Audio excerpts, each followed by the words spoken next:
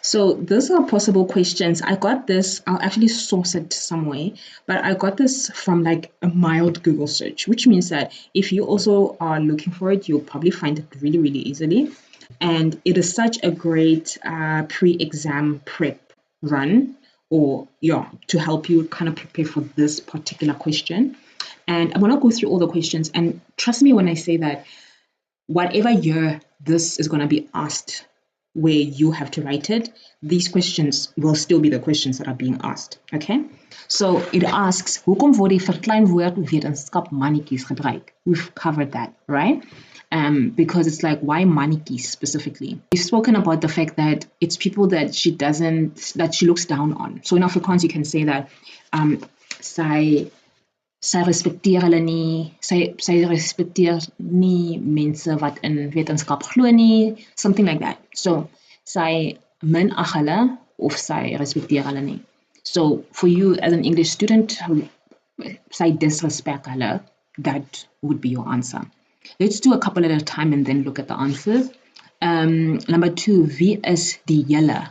So there we've also addressed that. So that those are like the scientists or people who believe in science or like anyone like that.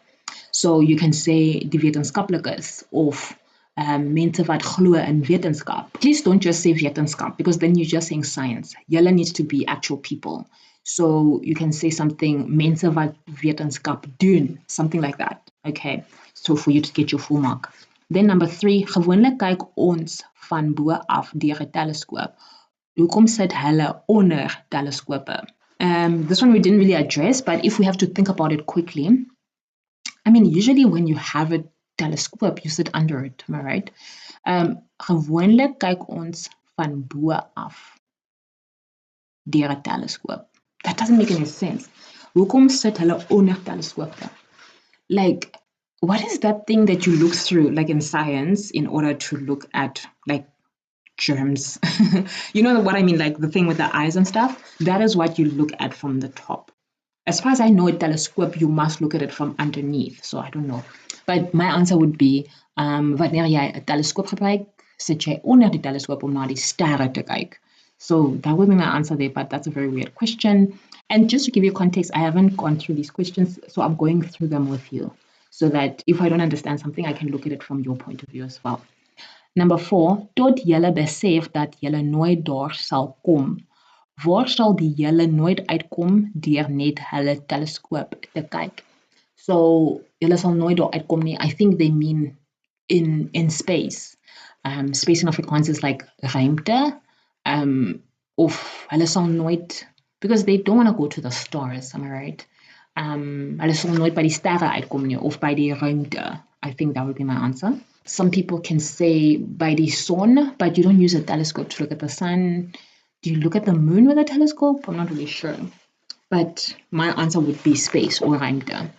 Number 5, sê of die volgende stelling waar of onwaar is, motiveer jou antwoord deur een woord aan te haal. Die spreekster dink dat die wetenskaplikes goeie werk doen. So you have to say if it's true or untrue that the speaker thinks that the scientists are doing good work. Let's see. Julle sit onder julle swart teleskoop en kyk na die son tot julle besef dat julle nooit sal uitkom nie. But I think pateties.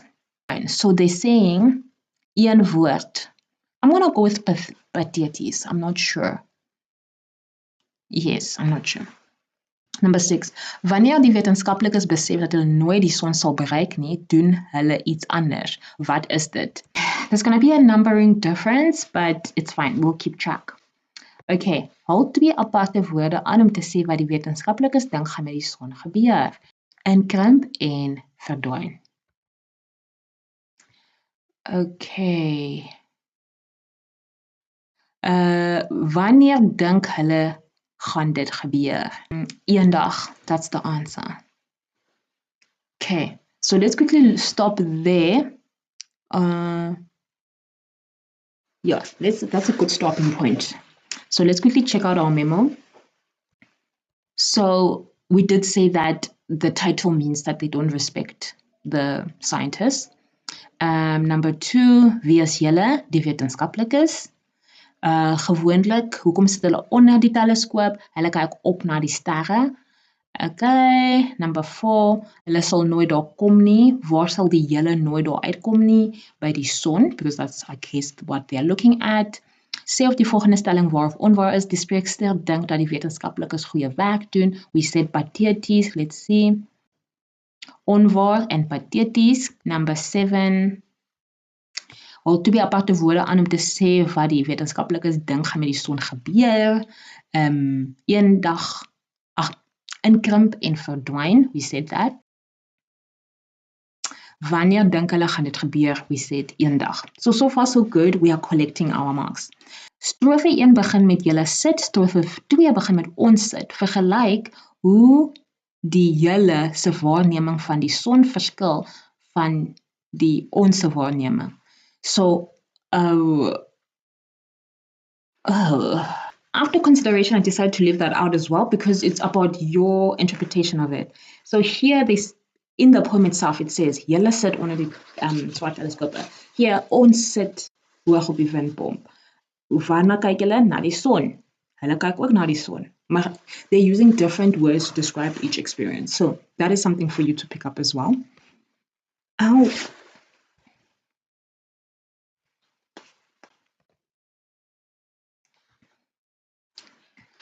Okay. Hoekom sit die ons juis op die windpomp? That's because there are windpompe where she's at, which suggests that it's a farm school or it's a school that is near a farm where there are windpompe. All right, next. Kies elke keer die regte antwoord. Die spreekster beskryf die vroegoggend of laatmiddag wanneer die son opkom of sak. So here they're asking you, is it when the sun is coming up or going down? Is going down. So laatmiddag en sak is the right answer. Number 12, verduidelik elke keer in jou eie woorde wat die volgende beteken. Die son sy kop stamp when the sun is starting to set against the horizon. Teen die rand is the horizon. Hoe hy bloei, that's when the sun gets all red when it's setting. Oh, it looks gorgeous.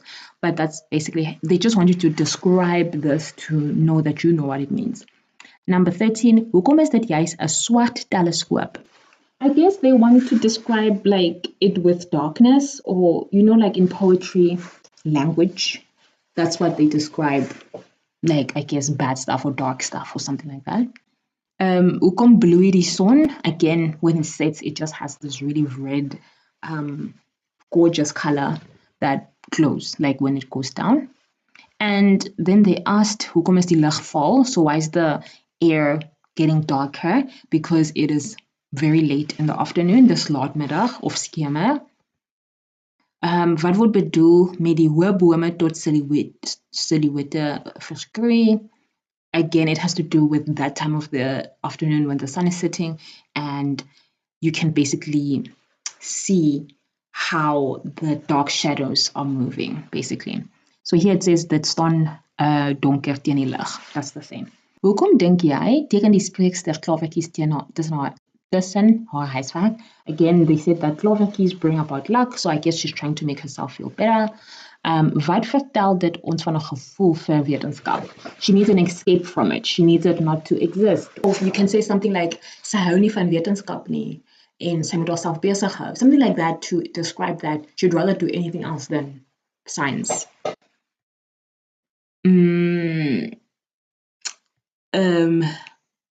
Haal een woord aan wat vir ons sê dat die spreekster nog op skool is. I would literally just say tennisbane. I'm not sure what they said. Huiswerk. Oh, that's a good one. Okay. So huiswerk tells us that she's still in school.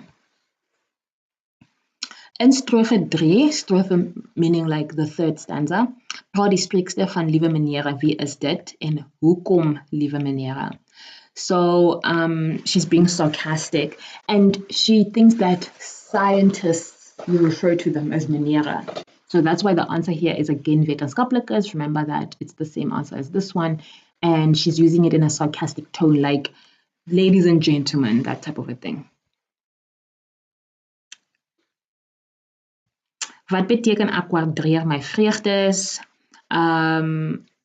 She wants to increase her happiness, which we also did in our broad analysis. Wat is die logaritme eintlik? Tot watter gevolgtrekking kom die spreker oor syfers? Logaritme oorsaak of rede? I guess that's a mathematical term that I also did not know.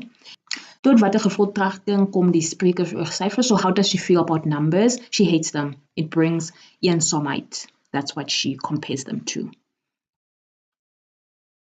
Skryf al die gevoelens wat sy ervaar neer. What are the 3 feelings? Vreugde, hartseer en eensaamheid. You see that it was actually a question.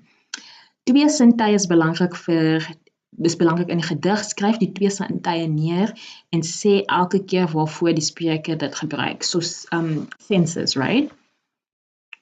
Let's see, sight and hearing. So om te sien, om te waarneem, sy sien die sonsondergang. And to listen, sy luister na die verdwaalde Koran. Wat is die tema van die gedig? What's the vibe? What's the feeling? We can say that she feels very negative about science, scientists, about stars, about school, I guess, as well.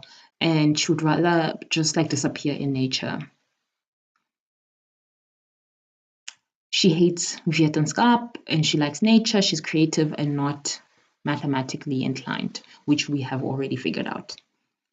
Okay. All the stylfigure, remember this is what I said you must do beforehand.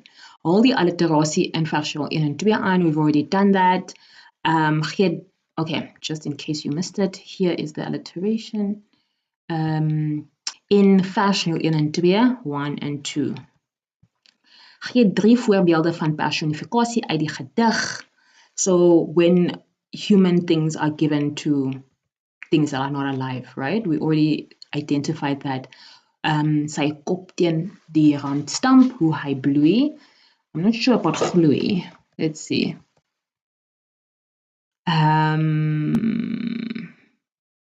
Kyk hoe die son sy kop stamp, hoe hy bloei, en hoe die bome tot silhouette verskree. Een voorbeeld van assonansie uit, we also did that, which is assonansie. Hoe hy bloei, hoe hy gloei, silhouette verskree. They also used the O, son, sy kop, ons, op. So that could also be assonance. Die woordjie hoe word 3 maal herhaal. Wat noem ons hierdie verskynsel? It's repetition. Wat is die funksie van hierdie herhaling? What's the function that it keeps repeating? So here, you see herhaling, that's repetition. It says that the reason why they repeated it is to beklemtoon die woord, to emphasize that word. Gee 'n voorbeeld van direkte kontras uit die gedig. We've covered this as well. We had contrast here with her feelings. We also had contrast in terms of julle and ons there.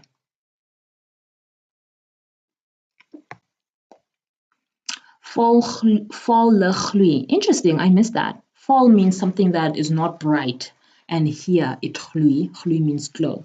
And then vreugde is 'n hartseer. Do you see how awake you need to be in terms of every word in order to make sure that you catch basically the contrast and things like that? And then number 7. Van watter vorm van beeldspraak is en vind dan die logaritme van my hartseer? 'n voorbeeld. Honestly, I've never heard of this, and it's called metonymia. I've never heard of this, so this is something I have to go look at. Okay, meaning of metonymia is 'n stylfiguur waar 'n saak nie direk benoem word nie, where something is not being named specifically, maar deur 'n nou verwante begrip of eienskap aangedui word.